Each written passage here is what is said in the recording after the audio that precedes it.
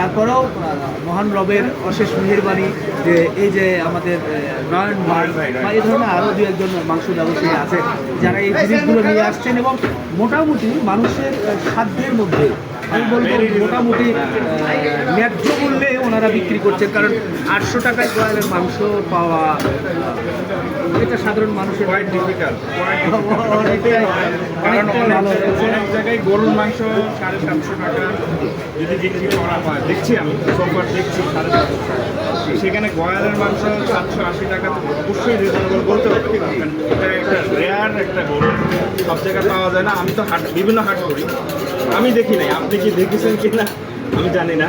মাঝে মধ্যে গয়াল পাওয়া যায়, হাটগুলোতে আসে হয়তো দুটি একটি, কিন্তু সংখ্যার দিক থেকে খুবই কম হয়, এটা আমরা সবাই জানি।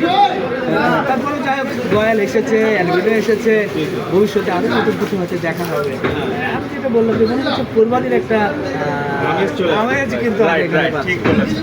বাট আমরা ঢাকাবাসীরা লাকি যে আমরা এই গোয়ালটা পেয়েছি, নিঃসন্দেহে এটা বলতে হবে। নয়ন ভাই নিয়ে আসছেন, এটাই আর কি। ঠিক আছে ভাইয়া, থ্যাংক ইউ। ঠিক আছে, আসসালামু আলাইকুম। ওয়ালাইকুম আসসালাম, খুবই খুশি হলাম।